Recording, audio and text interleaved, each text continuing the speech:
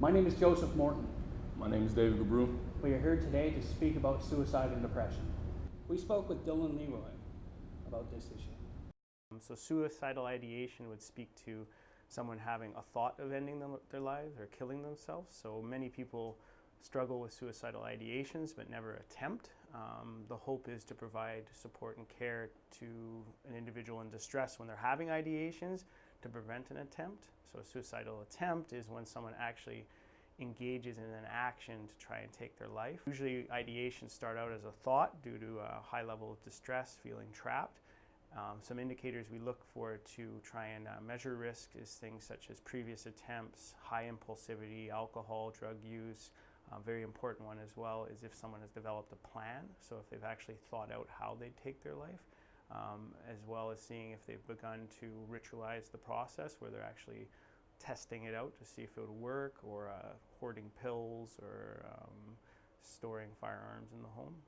So there's sort of look at it as a continuum where it goes from a thought to an attempt. The World Health Organization says that by the year 2020, depression will be the leading cause of disability in the world. 8% of Canadians will experience one mood disorder at least once in their lifetime. Depression is associated with increased risk of suicide. Two of the dominant psychological models used by psychologists are the reinforcement model and the biogenic model. The reinforcement model states that depression is the name given to a system of behaviors resulting from frustration stemming from environmental stresses beyond the coping ability of the individual. The biogenic model, in contrast, focuses on biochemical derangements. Affected brain chemicals are involved in processes impaired by depression, such as sleep, sex drive, and arousal. So what options are available to SFU students in need? Stress is regardless of whether it's a suicidal ideation, to feeling kind of lonely, to feeling stressed out about decisions around academics. Do seek support. We don't want people not seeking support because they feel their issue isn't a big enough deal. So if you're a student at Simon Fraser University, Health and Counseling Services here to support you in any part of your journey in post-secondary.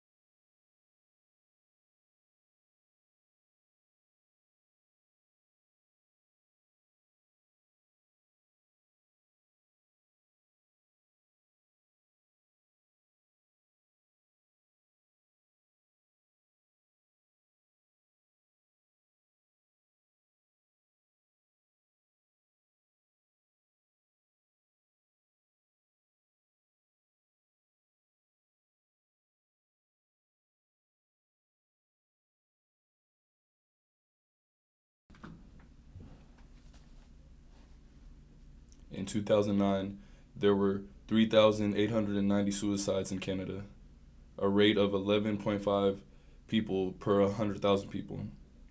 The suicide rate for males was 3 times higher than the rate for females.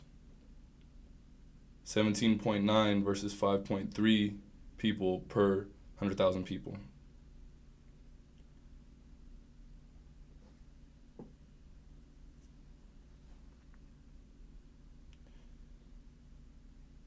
In 2009, there were 3,890 suicides in Canada, a rate of 11.5 people per 100,000 people.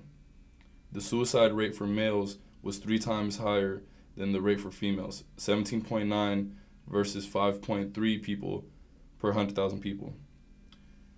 Married people had a lower suicide rate than those who were single, divorced, or widowed. The highest rate of suicide occur in the 40-year-old to 59-year-old age group. Single, never married people were the most likely to commit suicide in Canada.